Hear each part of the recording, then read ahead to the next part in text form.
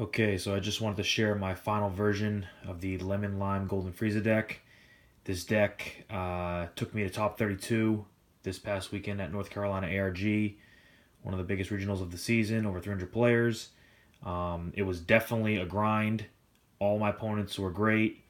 All my opponents made me think hard, and unfortunately, this deck isn't that fast, so I had to make calculated moves at all times and play around certain things and hope things fell my way in certain cases. But overall, this deck is really good, and I enjoy using it, but I would not use this again. Certainly not in set 3 and beyond, because there's more options as more cards come out. But let's go through the deck, and I'll talk about it a little bit. Some of it's obvious. Golden Frieza. The little guy package right here. I run 4 of each simply because in some cases they generate card advantage, like Avenging Frieza. But in general, these blockers, I will play them and just blow them up, just to filter through my deck and draw what I need to draw. And now it feeds my Overwhelm costs. In rare cases, I'll actually play the blockers to save my ass if I have to. But otherwise, they're just used for pluses. Play them late game while I'm awakened and pop them for 2 free energy and drawing cards. Dodoria, self-explanatory. Occupation Frieza, I tested it with 3 or less in my deck, and I did not like it. I think the card is really good. I think it's staple-ish, so I think if you're running Golden Frieza, you have to run 4 of these. It puts you at a huge advantage and also synergizes with a lot of cards in the deck. And so I would say run 4 of those. The same logic with Mecha Frieza, Returning Terror. The meta in set 2 is pretty much Vegeta and Soul Striker Goku and even androids, Cell, and they don't have answers for Mecha Frieza. So when they exhaust all the resources to attack you in one turn, if you can survive, Mecha Frieza next turn clears their board and then puts the pressure on back to them. And that also is what Kale is for. Kale has a lot of synergy with the cards in the deck, clears the board. Basically, a perfect game for me would be surviving a turn whenever my opponent goes, and then whatever big guy they dropped, whatever big battle card they dropped, the next turn I clear it off the board with any of my answers, and then swing back at them.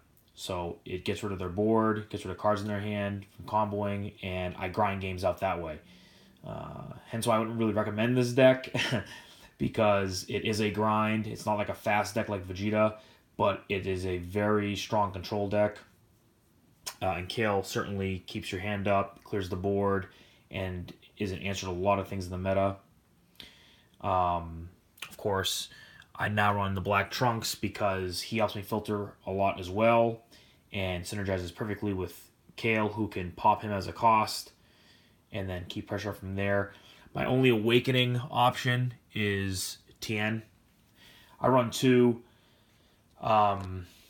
Basically, I run 2 because just having 1 is enough to scare my opponent into hopefully pressuring me down to a certain amount of life. Like, I forces my opponent to attack me early on and feed my hand, because my opponent rarely would leave me at 7 life, 8 life, 6 life. They would get me down to 5 life.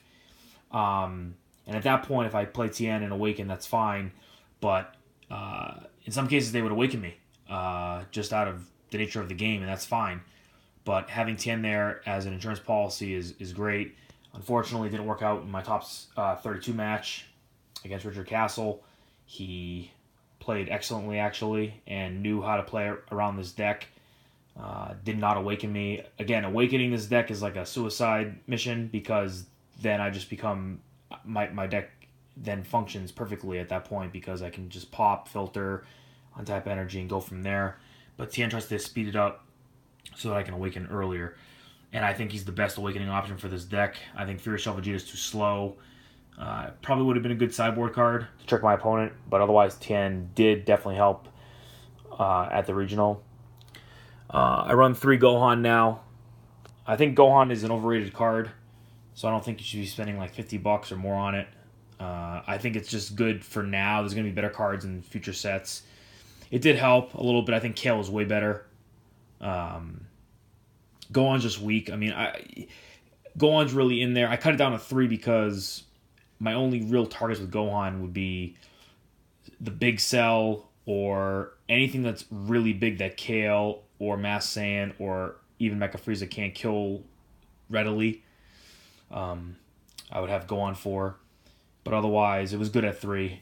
And of course, 5 Gotenks, staple, obvious, can do so many things with how the deck functions.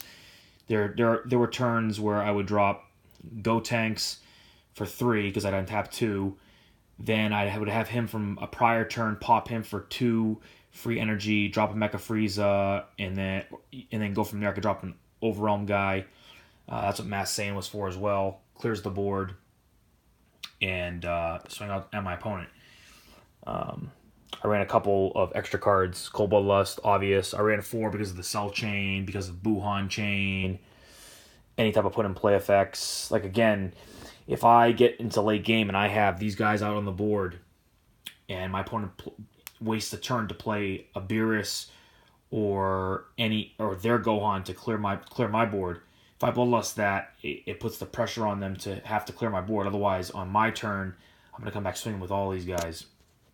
That's also what Crusher Ball's for, and the Negate, of course. I would say that the one card that really isn't necessary, per se, is Full Power Energy. I did use it. It did help, but I don't think it's 100% necessary to run even 2. I cut it down to 2.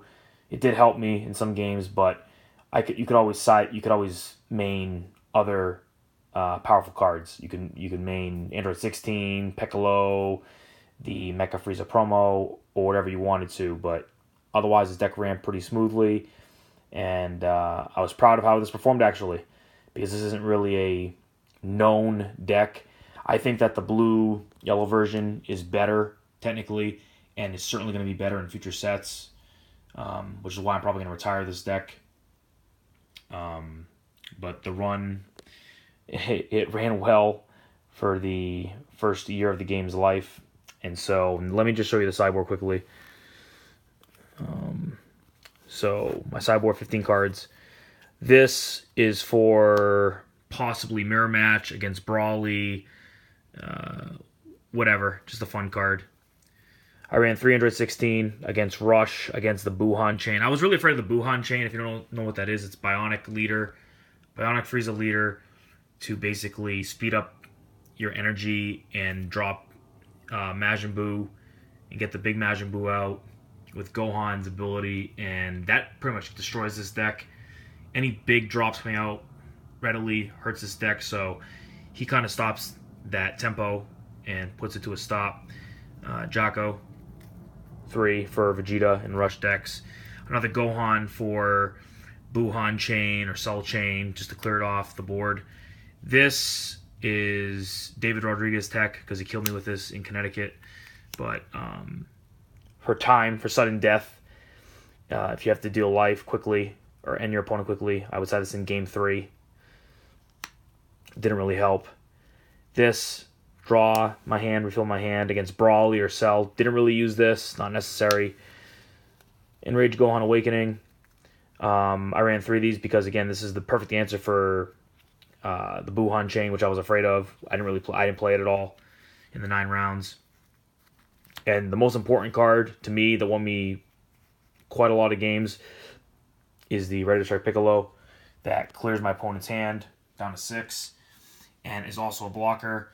I want to thank Intricate Gaming. I want to thank Brian, Juan, and Steve. The night before the regional, I didn't have this in my sideboard. I was thinking about it, but then I was like, blah, I don't know if I decided in. And then I tested against the guys with their decks, and I decided that it would be the right thing to do because it does hurt against Vegeta. It does hurt Vegeta. It does hurt even the androids. And it did win me some games. So I'm glad I did. And maybe if it wasn't for this, I probably wouldn't have topped. I don't know. Otherwise, the deck ran smoothly. But there are many more things to run in future sets. And so I will get back to you eventually with another deck profile in the future. But otherwise, here's the deck, and let me know what you think, and take care, guys.